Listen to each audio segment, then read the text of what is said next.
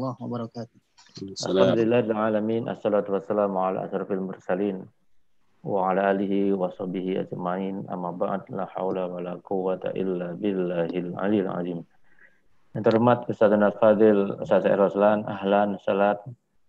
Barakallahu Ustaz. Afiq barakallah. Yang terhormat Bapak-bapak semua jamaah Masjid Ar-Rahman yang dimuliakan Allah Subhanahu wa taala. Alhamdulillah alamin, kita pada pagi hari ini dapat berkumpul bersama di kajian subuh bersama di Masjid Ar-Rahman. Mudah-mudahan apa yang kita laksanakan adalah selalu diridhoi Allah Subhanahu wa taala. Amin amin ya rabbal alamin. Bapak-bapak jamaah Masjid Ar-Rahman yang Allah Subhanahu wa taala, hari ini kita bersama Ustaz Ruslan akan membahas berkenaan dengan kitab Riyadhus Shalihin. Akan melanjutkan kajian kita di kitab Riyadhus Shalihin. Mudah-mudahan nanti ilmu yang disampaikan oleh Ustaz Al-Fadil, Ustaz Ruslan bermanfaat buat kita semuanya. Mari kita awali dengan baca Al-Fatihah. A'udzubillahi minasyaitonir rajim. Iyyaka na'budu wa iyyaka nasta'in ihdinas siratal mustaqim. Siratal ladzina an'amta 'alaihim ghairil maghdubi 'alaihim waladdallin. Selanjutnya, mari kita dengarkan bersama-sama kajian subuh bersama Ustaz Said Ruslan LC. Kepadanya waktu tempat kami persilahkan. Baik, bismillahirrahmanirrahim. Assalamualaikum warahmatullahi wabarakatuh. Alhamdulillah. Wassalatu wassalamu ala rasulillah wa ala alihi wa ashabihi wa man walah. Wa asyhadu an la ilaha illallah wahdahu la syarikalah. Wa asyhadu anna Muhammadan abduhu wa rasuluhu la nabiyya ba'dah. Amma ba'd, faya ikhwatal iman, azzani wa azzakumullah. Saudaraku sekalian, para bapak jamaah salat subuh atau dimanapun kita berada, semoga senantiasa kita dimuliakan oleh Allah Subhanahu wa ta'ala. Pagi hari ini, alhamdulillah, kita bertemu kembali di dalam pembelajaran kitab Riyadhus Shalihin, karya tulis Imam Abu Zakaria Muhyiddin Yahya bin Sharaf An-Nawawi rahimahullah subhanahu wa ta'ala. Dari pertemuan yang telah lewat, kita sudah mengenal di antara hak-hak yang harus kita tunaikan untuk sesama muslim. Bahkan hal ini telah diperintahkan oleh Rasulullah Sallallahu alaihi wa ala alihi wa sahbihi wasallam kepada kita. Di antaranya yang pertama adalah iyadatul marid, menjenguk orang sakit. Dan yang kedua, ittiba'ul janazah, mengiringi jenazah. Yang ketiga, tashmitul atis, mendoakan orang yang bersin. Yang keempat, ibraril muqsam,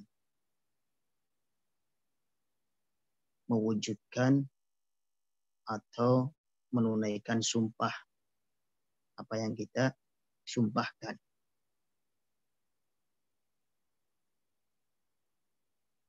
Kemudian yang kelima, nasrul mazlum, menolong orang yang terzalimi. Yang keenam, ijabatud da'i, memenuhi undangan seorang muslim. Serta yang ketujuh adalah ifsya'us salam, menyebarkan salam.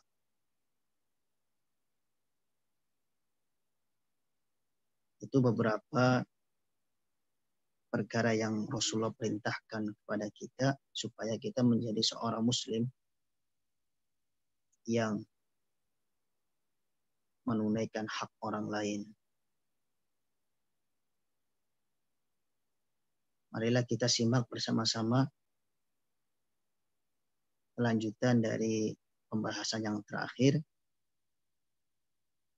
Maka berkata Al-Imam An-Nawawi rahimahullah subhanahu wa ta'ala.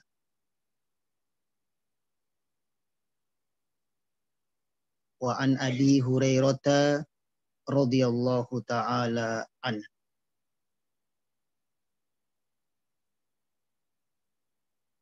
Dan telah datang di dalam hadis Abu Hurairah. Semoga senantiasa Allah subhanahu wa ta'ala meridhoinya. Qala Rasulullah. Telah bersabda Rasulullah sallallahu alaihi wa ala alihi wa sahbihi wa sallam. Innallaha tabaraka wa ta'ala yaqul yaumal qiyamah. Pada hari kiamat nanti Allah subhanahu wa ta'ala Rabb kita akan mengatakan kepada seorang manusia, ya bna Adam, wahai anak cucu Adam, maridtu falam ta'udni. Aku sakit, maka kenapa kamu tidak menjengukku? Qala, dia menjawab, ya Rabbi, wahai Rabbku, kaifa a'uduka, bagaimana aku menjengukmu, wa anta Rabbul alamin, sementara engkau adalah Rabb yang mengatur segenap alam. Nah, di sini kita harus mengimani karena hadis yang sekarang di hadapan kita adalah riwayat Imam Muslim dengan sanad yang sahih, bahwa nanti pada hari kiamat Allah Subhanahu wa taala akan menanyakan kepada salah satu di antara kita siapapun yang hatinya tidak pernah terbetik untuk memperhatikan keadaan orang lain. Dicontohkan dalam hadis qudsi ini adalah tentang menjenguk orang sakit. Memperhatikan saudara kita yang sedang dicabut darinya nikmat kesehatan. Maka seorang manusia yang dalam hidupnya tidak pernah atau jarang sekali menjenguk temannya, saudaranya, tetangganya yang sakit, dia akan dipertanyakan nanti pada hari kiamat. Allah Subhanahu wa taala berfirman, wahai ibnu Adam, aku sakit, kenapa kamu tidak menjengukku?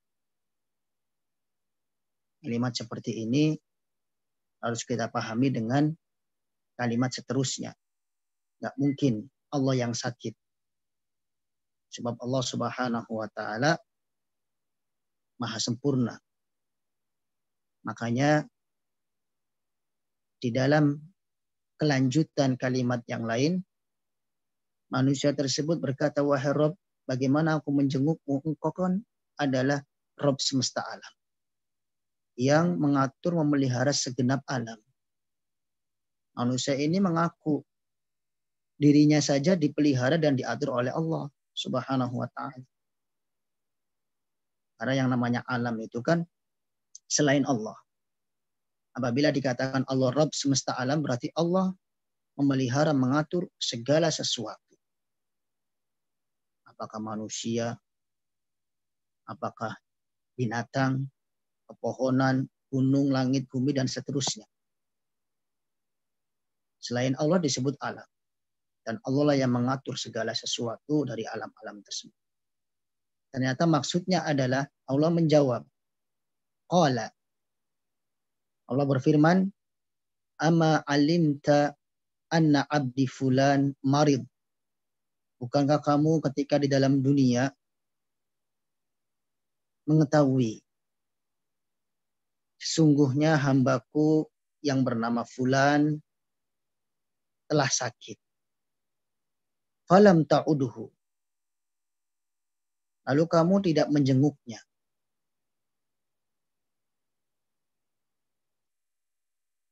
Ama alimta annaka law uttahu.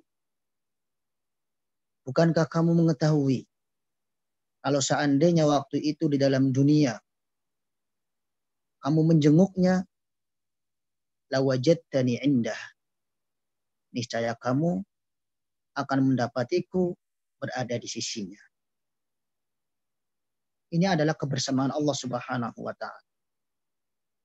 Kebersamaan Allah yang dijelaskan dalam hadits qudsi di hadapan kita sekarang adalah kebersamaan yang mengandung makna pertolongan Allah, penjagaan Allah. Kemudian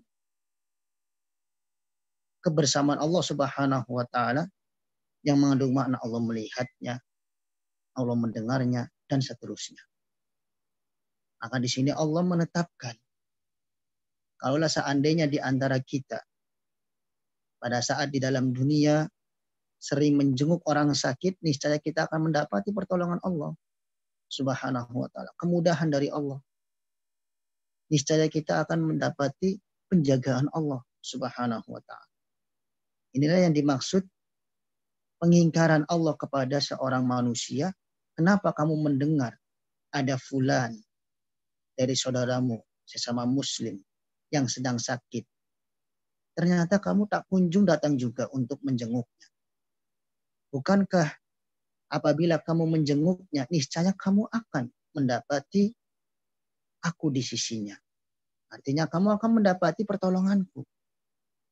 Kalau kamu menjenguk orang sakit, niscaya kamu akan mendapati penjagaan Allah Subhanahu wa ta'ala. Seluruh dari kita pasti sangat butuh ditolong, dijaga, diperhatikan oleh Allah Subhanahu wa ta'ala.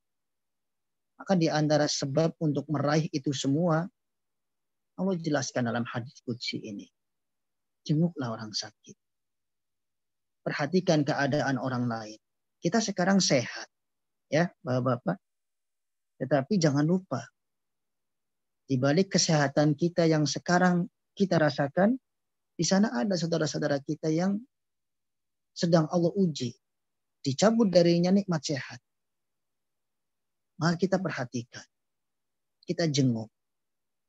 Kalau misalkan dalam kondisi seperti ini pandemi, kita nggak boleh menjenguk, ya. Karena kenyataannya misalkan kita mendengar orang dari saudara kita sakit, kemudian dirawat di rumah sakit, kita mau menjenguknya dibatasi, nggak boleh. Ya kita doakan, kita perhatikan. Kita tanyakan kepada keluarganya bagaimana kondisinya. Ini sudah mengandung makna kita memperhatikan keadaan orang lain. Jangan mentang-mentang kita sehat, udah masa bodoh. Adapun orang lain bukan urusan saya. Yang penting kan saya sehat, keluarga saya sehat. Ini yang tidak diperintahkan, ya, tidak dianjurkan. Di dalam hadis qudsi, Allah akan mengingkari seorang manusia yang sifatnya selalu mementingkan diri sendiri. Kemudian kita lihat kalimat berikutnya dalam hadis ini. Ya bena Adam, wahai anak cucu Adam, istat'am tuka falam tut'imuni. Falam tut'imni. kenapa aku meminta makanan kepadamu, kamu tidak memberikannya kepadaku? Istab'amtuka, kita paham semua ya, atas wazan bentuk fi'il istaf'ala, itu bermakna talabul fi'il, meminta suatu perbuatan tersebut. Kalau misalkan istab'amtuka berasal dari kata ta'ima, makanan, berarti aku meminta makanan. Kenapa di dalam dunia aku meminta makanan kepadamu, kamu tidak memberikannya? Qala, manusia ini menjawab, ya Rabbi, wahai Rabbku, kaifa ut'imuka? Bagaimana aku berikan makanan kepadamu? Wa anta Rabbul alamin. Sementara engkau adalah Rabb semesta alam, yang memelihara mengatur segenap alam. Qala, Allah menjawab, ama alimta. Inilah makna bahwasanya Allah meminta makanan, kenapa kamu tidak memberikan? Maknanya adalah, ama alimta. Bukankah kamu tahu ketika di dalam dunia, annahu istata'amaka abdi, bahwa pernah ada seorang hambaku, fulan, meminta makanan kepadamu, butuh makan, butuh pertolongan, falam tuta'imhu. Lalu kenapa kamu tidak memberikan makanan tersebut kepada dia? Ama alimta, bukankah kamu tahu, anaka law at'amtahu, sesungguhnya kamu, kalaulah seandainya waktu itu memberikan makanan kepada dia, lawajatta, niscaya kamu akan mendapati, dzalika indi, pertolonganku untukmu. Di saat kita didatangi oleh seseorang, membutuhkan pertolongan, kemudian kita bantu, maka pasti kita akan mendapati pertolongan Allah Subhanahu wa ta'ala. Karena segala perbuatan yang kita lakukan di dalam kehidupan dunia ini tidak akan luput dari Allah. Kalau perbuatan kita baik, akan diganjar insya Allah dengan ganjaran yang sangat baik, bahkan lebih besar dari Allah Subhanahu wa ta'ala. Karena menunjukkan kedermawanan Allah Subhanahu wa ta'ala. Ganjarannya lebih besar dari apa yang kita bayangkan. Itu semuanya nikmat, anugerah dari Allah Subhanahu wa ta'ala. Ya bena Adam, wahai anak cucu Adam, istasqaituka falam tasqini. Aku meminta minuman kepadamu, kenapa kamu tidak memberikannya kepadaku? Qala, manusia ini menjawab, berkata, ya Rabbi, wahai Rabbku, kaifa asqika wa anta Rabbul alamin. Bagaimana aku memberikan minuman kepadamu, sementara engkau adalah Rabb semesta alam? Qala, Allah menjawab, istasqaka abdi fulan.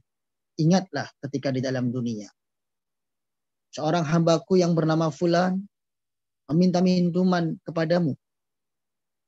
Falam tasqih.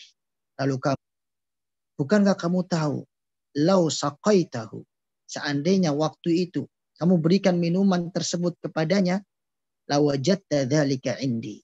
Niscaya kamu akan mendapati aku di sisi dia.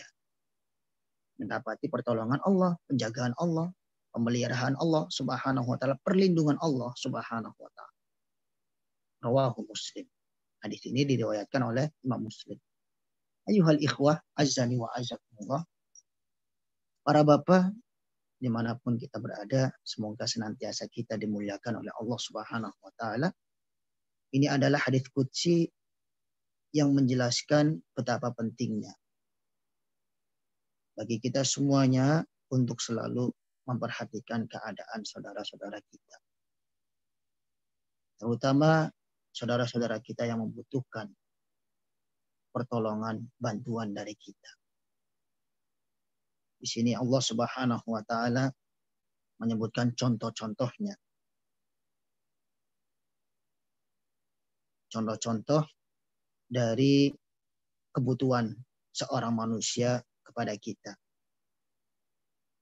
Misalkan dia sedang sakit, kondisinya lemah, berarti mungkin butuh support, semangat dari kita semuanya. Ya kita jenguk.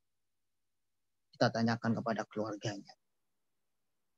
Apabila dia membutuhkan bantuan untuk pengobatannya karena sangat fakirnya, maka kita pas kebetulan ada, tentunya harus membutuhkan pahala dari Allah Subhanahu wa taala dalam hal ini, sehingga kita ulurkan bantuan untuk. Kemudian contoh yang lain Allah hadirkan dalam hadis qudsi yang sudah kita baca tadi adalah dalam masalah memberikan makan, memberikan minuman. Ini siapa yang melakukannya niscaya akan mendapatkan pertolongan dan penjagaan Allah Subhanahu wa taala. Kemudian kita lihat hadis berikutnya. Wa an Abi Musa radhiyallahu taala.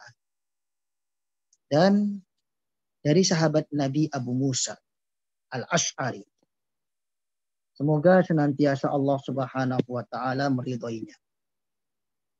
Qala, beliau pernah berkata. Qala Rasulullah. Telah bersabda Rasulullah sallallahu alaihi wa ala alihi wa sahbihi wasallam. Udul maridha. Jenguklah orang yang sakit di antara kalian. Wa at'imu al-ja'i'. Berikanlah makan oleh kalian untuk orang yang lapar di antara kalian. Wa fukkul 'ani. Dan bebaskanlah budak di tengah-tengah kalian. Rawahul Bukhari. Hadis ini adalah riwayat Imam Al-Bukhari. Terdapat 3 perbuatan yang sangat mulia. Nabi jelaskan supaya kita bisa melakukannya. Karena ini berkaitan dengan kemaslahatan orang lain. Pertama, udul maridha.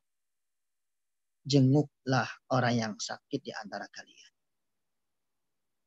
Meskipun hukumnya fardu kifayah, namun sebagaimana yang sudah kita pelajari, apabila seorang muslim mau beribadah, melakukan amal baik untuk Allah, jangan lihat hukumnya dulu. Ini wajib atau enggak. Lakukanlah kalau dia ada kesempatan, kemudian dia diberi taufik, kemudahan oleh Allah Subhanahu wa taala, lakukan.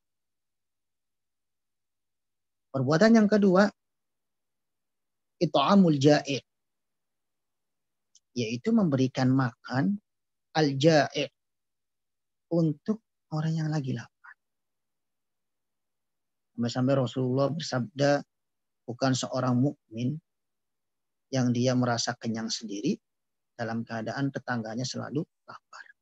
Artinya kita hidup bertetangga, dimanapun kita berada, ada tetangga kanan, tetangga kiri, kita selalu kenyang, tapi ternyata tetangga kanan dan kiri kita sangat kekurangan. Dan kita tidak pernah tersentuh hatinya. Kesibukan kita setiap hari memikirkan diri kita sendiri, kerja dari pagi, kemudian pulang malam. Terus setiap hari demikian. Nggak memperhatikan keadaan orang-orang di sekitar kita. Ini yang sangat disayangkan. Ya. Kemudian perbuatan yang ketiga adalah fukul ani. Fukul ani artinya kata Imam An-Nawawi rahimahullah, al-ani al-asir, yaitu budak. Karena zaman dahulu membebaskan budak adalah perkara yang sangat mulia. Tidak semua orang bisa melakukannya. Makanya di sini Rasulullah memberikan keistimewaan tersendiri. Ayuhal ikhwah, azani wa azzakumullah. Kemudian kita lihat hadis yang ketiga. Wa an Thawbana Dan dari sahabat Nabi Thauban radhiyallahu taala anin Nabi, dari Nabi Muhammad sallallahu alaihi wa ala alihi wa sahbihi wasallam. Qala, beliau pernah bersabda, innal muslima idza ada akhahul muslim. Sesungguhnya seorang muslim apabila menjenguk saudaranya yang muslim sedang sakit, lam yazal fi khurfatil jannah. Niscaya dia senantiasa berada di dalam khurfatil jannah. Hatta yarji', sampai dia kembali ke rumahnya. Qila, waktu itu ada yang bertanya, ya Rasulullah, wahai Rasulullah, wa ma khurfatul jannah, apa yang dimaksud khurfatul jannah? Qala, lalu Rasulullah Shallallahu alaihi wa ala alihi wasallam menjawab dengan sabdanya, janaha, yaitu suatu tempat yang di situ sangat subur sehingga tumbuh buah-buahan tinggal dipetik oleh seseorang. Atau bisa diistilahkan kebun surga. Ya. Pemetikan buah-buahan yang ada di dalam surga. Ini namanya khurfatul jannah. Dan kita paham ya, Bapak-bapak, yang namanya kebun di dalam surga, setiap kali kita petik buahnya, itu enggak langsung gersang. Tadi nunggu beberapa waktu baru tumbuh lagi. Tidak. Tapi setiap kali kita petik langsung tumbuh. Kita memetik buah apel, buah delima di dalam surga, langsung tumbuh lagi. Nggak akan ada habis-habisnya. Karena itu kenikmatan yang selama-lamanya. Tidak akan hilang. Berbeda dengan kebun yang ada di dalam dunia. Kita punya kebun apel, kebun delima, kebun anggur. Kemudian kita petik, kita panen. Apakah langsung tumbuh? Ya berarti kalau begitu ini kebunnya kebun bukan bikinan manusia. Mungkin dengan kekuatan-kekuatan syaitan. Ya. Kalau kebun secara standar ya berarti dipetik sudah habis, nunggu musim berikutnya. Dia akan panen. Tetapi di dalam surga, setiap dia memetik, setiap dia mengambil buah, maka langsung tumbuh. Nggak akan ada habis-habisnya. Rawahu Muslim. Hadis ini riwayat Imam Muslim. Para bapak, dimanapun kita berada, semoga senantiasa dimuliakan oleh Allah Subhanahu wa Ta'ala. Hadis ini sangat jelas. Nabi memotivasi kita untuk memperhatikan keadaan orang lain. Kita mendengar ada saudara kita yang sakit, kita lakukan perjalanan untuk menjenguknya. Diibaratkan oleh Nabi, siapa yang berjalan dari rumahnya menuju saudaranya yang sakit karena ingin menjenguknya, maka selama perjalanan dia berada di khurfatil jannah. Sampai dia kembali ke rumahnya. Maksudnya dia berada di dalam kenikmatan. Yang namanya khurfatul jannah kan tadi sudah dibahas, yaitu kebun yang ada di dalam surga, ketika dipetik buah-buahannya langsung tumbuh. Tinggal memetiknya. Itulah keutamaan yang sangat besar bagi siapa di antara kita yang menjenguk orang sakit, memperhatikan keadaan orang lain. Kemudian hadis yang terakhir kita pelajari, kita lihat bersama. Wa an Aliyin, dan dari sahabat Nabi Ali bin Abi Thalib radhiyallahu taala an. Semoga senantiasa Allah Subhanahu wa taala meridhoinya. Qala, beliau pernah berkata, sami'tu, aku mendengar Rasulullah sallallahu alaihi wa ala alihi wa sahbihi wasallam yaqul, bersabda, ma min muslimin, tidaklah ada seorang muslim, ya'udu musliman, yang menjenguk muslim lain ketika dia sakit, ghudwatan, di waktu pagi hari, illa shalla alaihi sab'una alfa malakin hatta yumsi.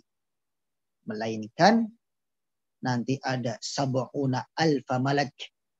Sab'un 7, alaf 1000, artinya 70.000 malak, para malaikat Allah Subhanahu wa taala memberikan sholawat untuknya hatta yumsi,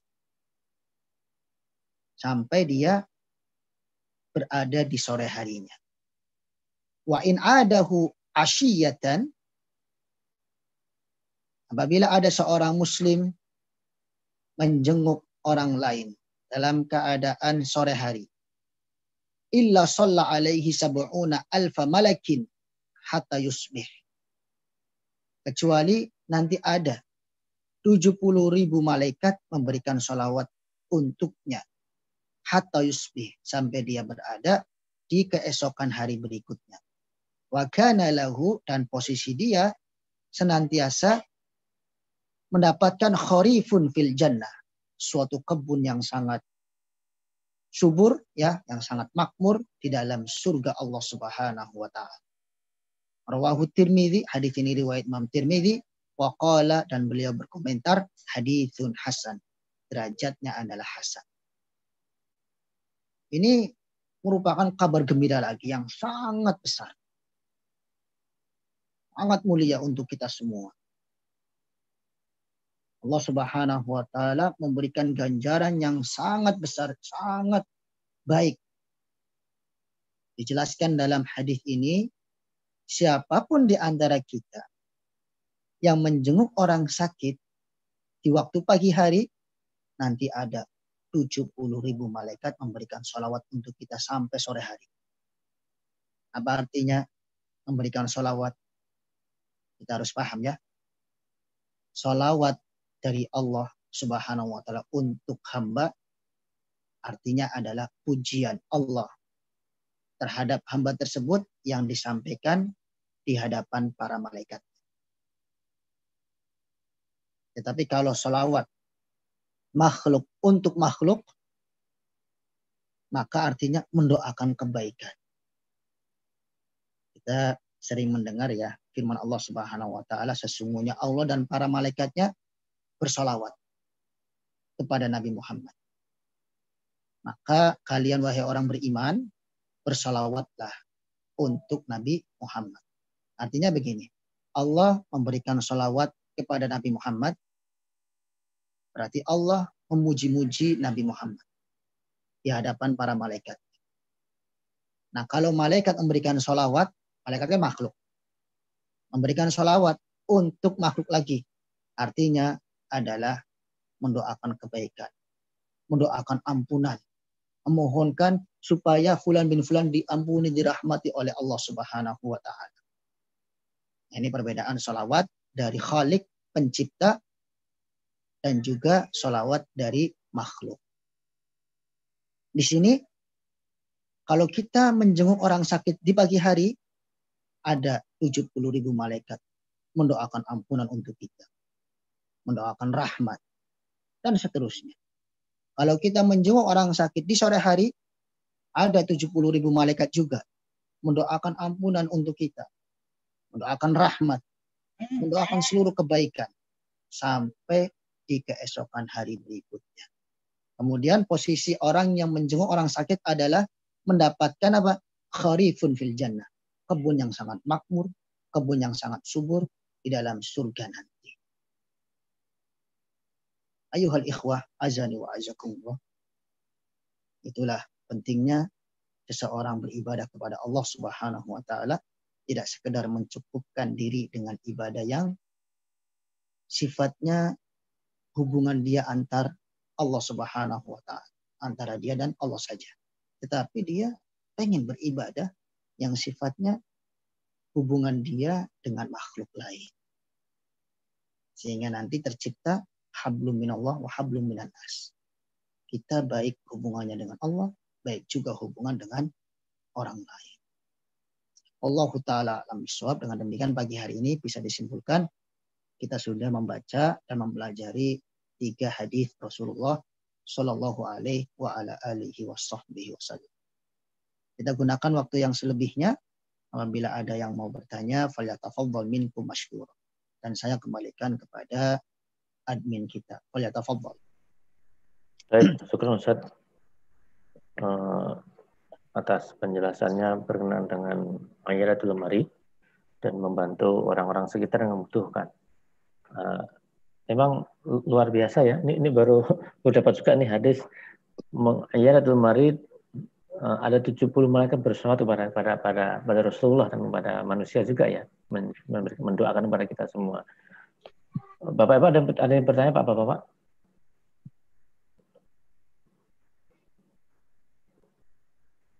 Pak Ustadz Said, Iya. Kan kalau menjenguk itu ada 2 ya. Iya. Menjenguk itu ya kita konteksnya umumnya adalah datang ke tempat yang sakit dan mendoakan. Iya benar. Kondisi sekarang hanya mendoakan. Kira-kira gitu ya tadi disampaikan ya. Hanya mendoakan. Mungkin dari sisi rasa ada, kalau hadir mendoakan tadi, ada pahalanya. Selama di situ dia berada fi khurfatil jannah, selama dia di tempat dia menjenguk, bercanda, itu kita di kebun-kebun surga tadi. Nah, ditambah dengan mendoakan di tempat tersebut. Nah, ketika konteks sekarang tadi kita kan hanya dapat mendoakan nih kira-kira. Apakah kondisi kira-kira rasa ini rasa ya. Mungkin dari sisi mendoakannya saja apakah tetap sama fi khurfatil jannah kita berada. Itu satu. Meskipun memang tadi sama Ustaz hukumnya fardu kifayah. Kira-kira seperti itu. Mungkin rasanya apa berkurang ya pahala kita. Kira-kira sih Pak Ustaz mungkin. Dari sisi sosial rasa ya. Terima kasih. Baik, ini pertanyaan yang sangat bagus ya. Artinya pasti setiap dari kita itu akan bertanya-tanya seperti ini. Kalau yang pertama sudah sangat jelas. Kita menjenguk berada di sisi orang yang sakit. Kemudian kita mendoakannya, kita ngasih support dan seterusnya. Maka keutamaannya sangat luar biasa. Nah, sekarang di waktu pandemi keadaan seperti ini ya, maka insya Allah ya, Rasulullah kan bersabda innamal a'malu binniyat. Segala perbuatan itu tergantung dengan niat kita. Allah akan mengetahui niat tulus dan kejujuran kita. Di saat kita memang inginnya itu menjenguk, datang. Ya. Namun apalah daya, tangan tak sampai, ibarat dikata demikian ya. Kita nggak berkehendak seperti ini. Nah, ada keputusan dari pihak pemerintah ataupun pihak kesehatan yang mengatakan udah nggak usah dijenguk. Ya berarti apa boleh buat ya. Kita laksanakan keputusan tersebut, semoga itu yang terbaik. Dan kita ada niat. Dengan niat inilah yang jujur Allah Subhanahu wa Ta'ala akan menilai. Maka insya Allah dapat pahala juga. Ya, seperti di saat di luar pandemi, ya kita bisa datang, kita bisa support dan seterusnya. Wallahu ta'ala a'lam.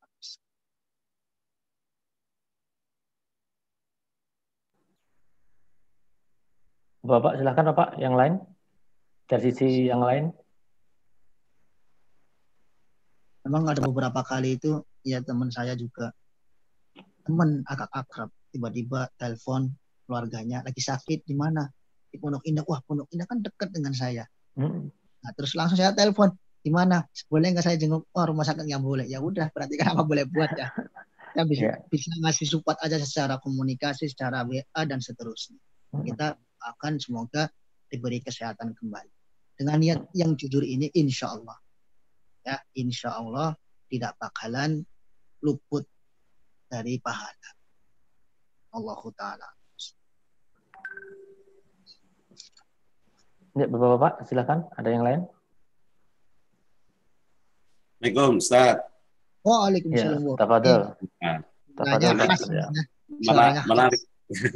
Menarik. Kemudian saya ikut menyimak bukunya terjemahan sini. Buku yang terjemahan itu di hadis yang itu disebutkan jenguklah orang sakit berilah makan orang lapar dan lepaskanlah orang yang tertawan, gitu ya. Nah, kaitannya yang kalau cuma saya tadi Gus Malik juga sudah menjelaskan, sudah menanyakan dan Ustaz sudah menjelaskan dengan gamblang, apalagi melihat kondisi pandemi seperti ini. Kemudian makan orang lapar. Nah, alhamdulillah di masjid kita juga masih ada Cibas, Jumat, Barokah, Ayo Sedekah untuk memberikan makan rutin tiap pekan, walaupun tiap pekan ya. Nah, alhamdulillah. Nah, yang ketiga adalah lepaskanlah orang yang tertawan. Nah, pengertian lepaskanlah orang yang tertawan itu seperti apa, Ustaz? Apakah tertawan hutan atau tertawan dalam arti fisik atau tertawan dalam arti apa? Dalam penguasaan kan kalau doa kita kan diantaranya adalah min ghalabatid daini wa qafri rijal. Itu juga berkaitan dengan tertawan. Mohon pencerahannya, Ustaz. Ya. Baik, Pak Beja. Ini kalimat yang ketiga itu dimaknakan oleh para ulama dahulu yang terjadi di zaman Rasul, yaitu tertawan budak ya. Jadi membebaskan budak perkara yang sangat mulia. Tidak bisa dilakukan oleh setiap orang. Orang-orang kaya khusus yang bersyukur kepada Allah Subhanahu wa taala. Adapun masalah melepaskan utang orang lain ya. Kemudian misalkan kita membebaskan orang yang dipenjara ya mungkin. Ya ini bisa dilihat dari dalil-dalil yang lain Pak Beja. Itu sangat mulia juga. Ya, artinya siapa yang membebaskan kesusahan orang lain, maka Allah Subhanahu wa taala akan bebaskan kesusahan kita nanti pada hari kiamat. Mencakup segala kesusahan. Ya, apakah terlilit utang atau misalkan dia aslinya benar tapi difitnah akhirnya dipenjara, kita usahakan untuk membebaskannya. Asalkan tidak ada pengetahuan dari kita itu dia memang benar-benar orang jahat ya. Karena kalau melindungi orang jahat justru nggak boleh. Rasulullah bersabda, la'anallah man awa muhditsan. Allah melaknat siapa saja yang melindungi orang yang jahat, orang yang berbuat salah. Ini khususnya para pengacara ya terkait hadis tersebut. Adapun kalau misalkan kita melihat saudara kita nggak salah kemudian kita mampu untuk membebaskannya, ini perkara yang sangat mulia. Membebaskan kesusahan, kesulitan orang yang sedang terlilit utang juga perkara yang sangat mulia. Siapa yang menolong dia, Allah akan menolongnya. Dahulu dilakukan oleh seorang ulama yang bernama Laits bin Sa'ad, Pak. Saya sedikit menceritakan tentang beliau ya. Laits bin Sa'ad itu seorang ahli hadis yang hidup pada zaman Imam Malik. Beliau kan seorang pengusaha besar. Tetapi dengan banyaknya harta beliau, nggak pernah zakat, Bapak. Kenapa? Karena sebelum setahun sudah habis dikeluarkan di jalan Allah Subhanahu wa taala. Pengusaha sukses. Hartanya berlimpah. Tetapi nggak pernah zakat. Karena apa? Sebelum setahun sudah habis. Sementara di antara syarat wajibnya zakat kan ada haul ya. Haul kan setahun. Nah, kebiasaan yang dilakukan oleh Laits bin Sa'ad, Bapak, adalah membebaskan utang orang lain. Pernah suatu ketika Imam Malik sebagai sahabat karibnya terlilit utang, kemudian nyuratin supaya apabila Anda punya kelebihan harta, kemampuan, maka bantulah. Akhirnya Laits bin Sa'ad mengirim dana untuk Imam Malik lebih daripada sekedar utangnya. Misalkan zaman sekarang utangnya 10 juta, ternyata Laits bin Sa'ad ini mengirimnya 20 juta. Nah, kemudian beliau mengatakan silahkan itu utang-utang Anda dibayarkan, kemudian lebihnya Anda manfaatkan. Karena Laits bin Sa'ad kan akrab ya sama Imam Malik, beliau sangat percaya. Nggak mungkin kalau harta saya berada di Imam Malik, kemudian akan disia-siakan. Ketika dimanfaatkan oleh Imam Malik, maka akan menjadi semakin berkah. Ini kebiasaan yang dilakukan oleh Imam Laits bin Sa'ad, rahimahullah subhanahu wa ta'ala. Allahu ta'ala alam bisawab ya.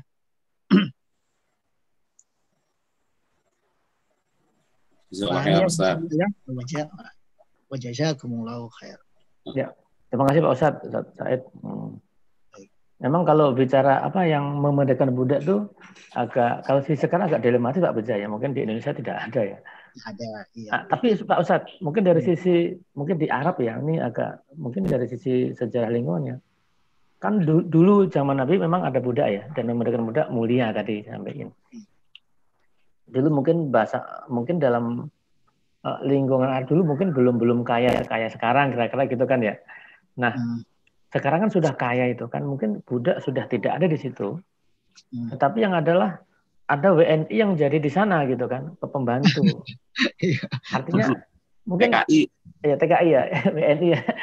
Kalau WNI banyak di sana ya, TKI di sana mungkin rasa orang Arab masih menjadikan dia seorang budak ya, meskipun budak yang bergaji.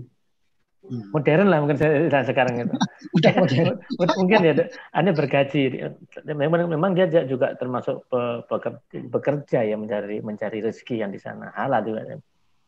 Nah, yang berarti kerajaan sekarang di sana itu sudah meniadakan yang namanya budak sudah tidak ada ya, karena udah ada orang kaya semua gitu. Mungkin info dari di sananya, ini info lingkungan Saudi ya, Arab Saudi. Benar ya. Baik, ada yang lain?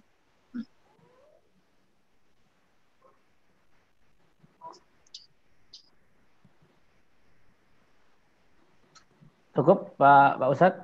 Baik, cukup. Kalau misalkan cukup, kita tutup aja ya. Baik, silakan. Udah mungkin ada kalimat yang ringkasan dari semuanya mungkin Pak Ustadz. Dan ya, paling ringkasannya adalah paling marilah kita belajar bersama supaya kita menjadi seorang yang soleh. Yang namanya orang soleh kan menegakkan hak-hak Allah Subhanahu wa Ta'ala. Demikian juga memperhatikan hak-hak orang lain. Maka kalau kita tidak ingin direndahkan dimanapun kita berada tempatnya, perbaikilah hubungan kita dengan Allah Subhanahu wa Ta'ala. Demikian juga hubungan kita dengan sesama manusia. Karena memang itu janji Allah Subhanahu wa Ta'ala dalam surat Ali Imran ya. Duribat alihimud dillatu aynama tuqifu illa hablim minallah wa hablim minan nas. Wallahu ta'ala alam. Baik, terima kasih Pak Ustadz Said LC atas paparan. Tadi ada 3 hadis ya, kalau nggak salah hari ini 3 hadis. Hadis pertama adalah muamalah sama Allah harus kita perbaiki, dan muamalah sama Anas harus kita perbaiki. Dari sisi muamalah sama Anas tadi disampaikan tentang menjenguk orang sakit yang di highlight-nya. Menjenguk orang sakit selama kita berada di tempatnya orang sakit dan mendoakan, di saat itu juga kita berada di khurfatil jannah, kita berada di dalam kebun-kebun surga. Nah, nanti kita perlu dibahas nih, khurfatil jannah itu isinya apa aja? Apakah sama dengan kalau kita mendoakan itu, kalau kita mendoakan jenazah itu Allahumma qabru raudhatan min riyadil jannah, itu apakah sama isi-isinya? Nanti mungkin ketika ada hadisnya Pak Ustadz bisa diinfo ke kita biar nambah lagi. Bapak-bapak, terima kasih atas kehadirannya. Hari ini kita dapat ilmu baru, ilmu dari sosial ya, untuk buat kita. Hari ini juga Pak Ustadz mohon doanya, Ustadz Pak Mungzir, salah satu karyawan masjid kita sakit gejala tipes ya. Oh iya. Gejala tipes itu agak lama ya. Sumengnya naik turun kalau istilah sumengnya itu. Mohon doanya. Mohon Ustadz memimpin doa buat kita semuanya, dan nanti doa juga Pak Ustadz Pak Mungdir yang satu karyawan masjid yang sakit. Jangan Pak Ustadz memimpin doa buat kita semuanya Pak Ustadz. Tafadhol Ustadz. Ya, Allahumma sholli ala Muhammad wa ala ali Muhammad kama shallaita ala Ibrahim wa ala ali Ibrahim innaka Hamidum Majid, wa barik ala Muhammad wa ala ali Muhammad kama barakta ala Ibrahim wa ala ali Ibrahim innaka Hamidum Majid. Allahumma yassir umurana. Amin. Allahumma khadna jami'an. Allahumma khad al-maridha minna. Allahumma arinal haqqo haqqo warzuqna ittiba'ah wa arinal batila batila warzuqna ijtinabah. Rabbana atina fid dunya hasanah wa fil akhirati hasanah wa qina adzabannar. Walhamdulillahi rabbil alamin. Amin. Terima kasih Pak Ustadz atas semuanya, baik Bapak ilmunya dan doanya, mudah-mudahan bermanfaat buat kita semuanya. Dan Bapak-bapak, kami terima kasih atas kehadirannya dan mohon doanya, mudah-mudahan pandemi segera berakhir dan sekarang udah muncul ya, ada optimis dari sisi usaha pemerintah, dari sisi suntikan obat, vaksin. Dan ini lagi proses uji coba Dan lagi seru ini berita-berita ini termasuk vaksin ya. Sekarang udah mulai ada promosi, bukan promosi tapi pengumuman bahwa sekolah mau dibuka dengan syarat A, B, C, D. Dan ini ya memang ada optimisme 2021 akan dibuka untuk pembelajaran sekolah. Cuman masih ada rambu-rambu yang diberikan oleh pemerintah kepada pelaksana tugas di lapangan dari sisi kepala dinas pendidikan sekolah. Kira-kira seperti itu. Ya, amin, mudah-mudahan. Amin. Terima kasih dan saya mohon maaf atas kesalahan baik tutur kata atau mungkin canda mungkin yang agak menyinggung. Kami mohon maaf lahir dan batin. Terima kasih wa akhiran